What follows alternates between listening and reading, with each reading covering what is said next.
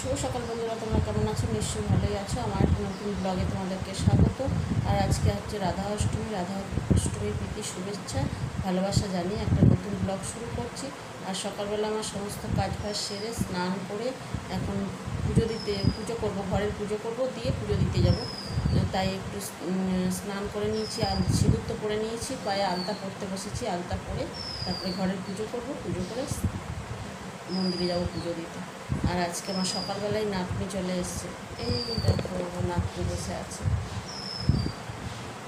আজকে একটা নেমন্তন্ন বাড়ি আছে, অন্নপ্রাশন বাড়ি, তাই নাতনি আর ওর দাদু যাবে। আর ছোটো মেয়ে তো নেই, আর আমি একটু যাবো না, যেহেতু রাধা অষ্টমী, ওই জন্য নাতনি সকালবেলায় এসছে। চলো এখন আলতাটা পরে নিই আসছি।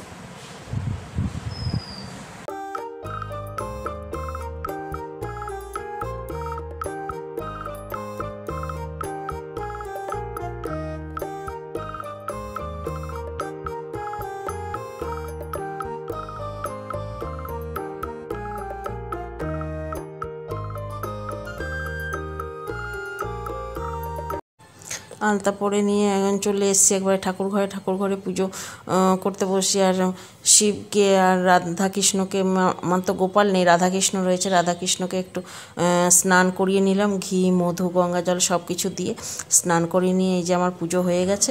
চলো এখন মন্দিরে যাব পুজো দিতে। শ্রীকৃষ্ণ গোবিন্দ হরে মুরারে হে। ঠিক আছে, এখন তো বুঝলাম ঠিক আছে, কিন্তু এবার পরে কী হবে আমি জানি না। এবার তোমার উপরে বিশ্বাস। মধু গাঢ়ই হয়, শোনো।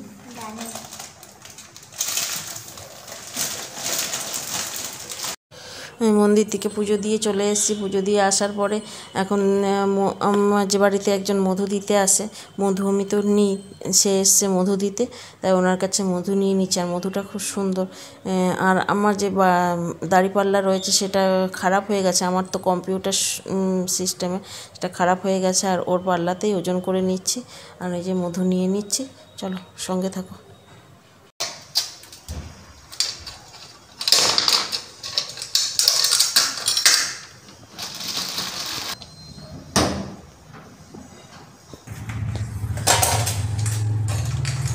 কাঁটায় হলো কিন্তু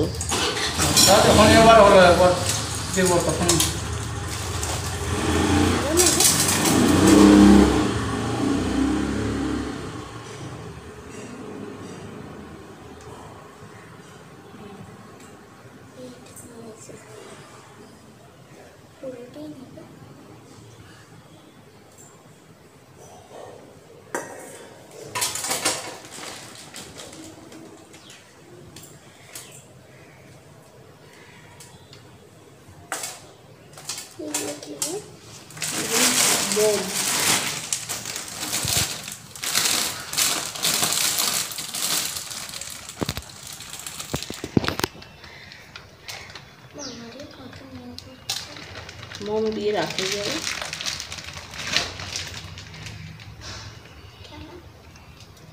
নাহলে মধুটা ভালো থাকবে না। আমার এখনো খানিকটা রয়েছে ঘরে মধু, তা সত্ত্বেও আমি নিয়ে নিচ্ছি।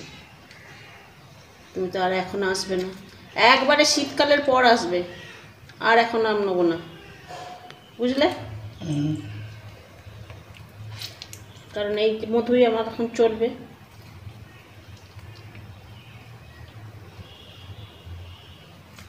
কারণ শীতকালের মধু তো ভালো হয় না, তোমার যত ফুলের মধুগুলো আসে। ওটা নতুন ফুল, ওটা জমে যাও। ওই মধু আমি নেবো না, তুমি একবারে শীতকালের পর আসবে। মধু নিতে নিতে অনেকটাই দেরি হয়ে গেছে। আর আমি তালের পরোটা করেছি, তালের পরোটা আর একটু তালের পায়েস, আর তার সঙ্গে লাড্ডু, এই আমার খাওয়ার। আর এই যে নাতনি রেডি হয়ে দাঁড়িয়ে আছে, এখন ওর দাদু আসেনি, ওর দাদু এলে পরে যাবে। হ্যাঁ, টাটা, ভালো করে খাবে। ব্যাগটা বের করে দাদুকে দিয়ে দেবে, আর গিফটটা দিয়ে দেবে। হ্যাঁ,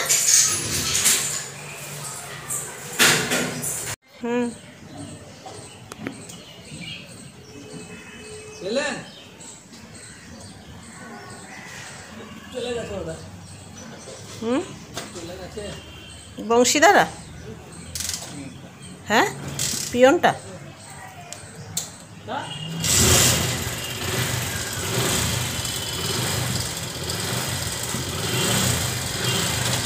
আস, সাবধান, ভালো করে ধরবি ওটা, দাদুকে ধর। টাটা। তোমরা দেখতে পাচ্ছ এটা কি সুন্দর প্রজাপতি আমার পর্দার মধ্যে বসে আছে, সুন্দর, বেশ ভালো লাগছে দেখতে। দেখো দেখো কালারটা বুঝতে পারছো, হালকা সাদার উপরে প্রজাপতি। কি আমি কেচে দেবো? ওই গেঞ্জিটাকে রেখে দেওয়া মানে নোংরা জমে থাকবে। নাতনি খাওয়া দাওয়া করে তো চলে এসেছিলো, অনেকক্ষণ এসে রেস্ট নিয়েছে, এখন চলে যাচ্ছে টিউশনি পড়তে যাবে। ওর দাদু এখন টিউশনি পড়তে দিয়ে দোকানে চলে যাবে, তাই ভাবলাম তোমাদের সঙ্গে একটু শেয়ার করি। এখন বাজছে প্রায় সন্ধে হতেই যায়, 5:30 পৌনে 6টা বাজছে। এরপরে আমি সন্ধে দেবো, চলো পরে আসছি।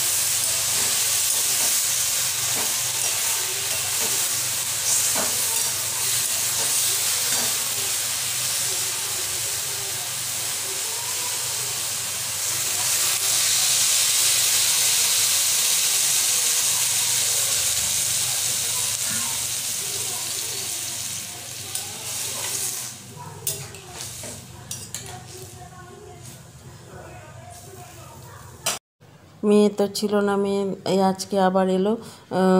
আর এই যে এখন ওর বাবার আনতে গেছিলো, ওর একবার ডাক্তার দেখি, ওর শরীরও ভালো না, শরীর খারাপ, কাশি হয়েছে খুব, ভেবেছিল ডাক্তার দেখিয়ে আসবে, ডাক্তার উঠে গেছে আজকে।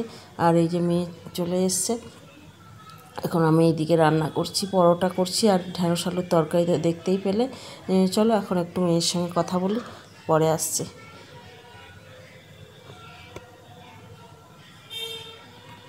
হলো রাত্রিরে রান্না হয়ে গেছে, এখানে পরোটা করেছি আর ঢ্যাঁড়স আলুর তরকারি করেছি। এবার খাওয়া দাওয়া করবো। আর মেয়ে যেহেতু ছিল না, আর গাড়ি জার্নি করে এসছে, আর শরীরটাও ভালো না, আর ও বললো মা আমাকে খেতে দিয়ে দাও। চলো আমরাও সবাই ওই জন্য খেয়ে নেবো। চলো তাহলে আজকের মতন ভিডিওটা এখানে এন্ড করছি। আর ভিডিওটা যদি তোমার ভালো লাগে লাইক শেয়ার সাবস্ক্রাইব করে আমার পাশে থেকো। আবার একটা নতুন ভিডিও নিয়ে আসছি, ততক্ষণের জন্য গুড নাইট, টাটা, শুভরাত্রি।